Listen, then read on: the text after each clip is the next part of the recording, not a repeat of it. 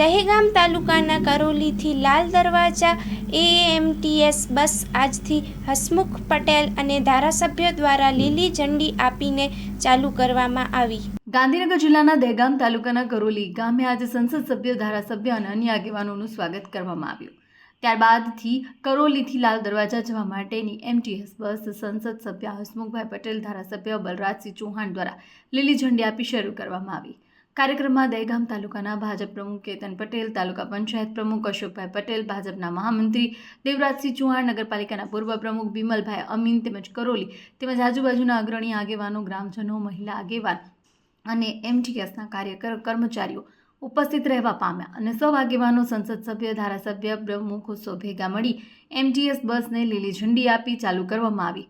અગાઉ એમટીએસ બસ પહેલા વહેલાલ સુધી આવતી હતી, તે લંબાવી કરોલી કરવામાં આવી। અહેવાલમાં ન્યૂઝ અગરસિંહ ચૌહાણ, દહેગામ, ગાંધીનગર।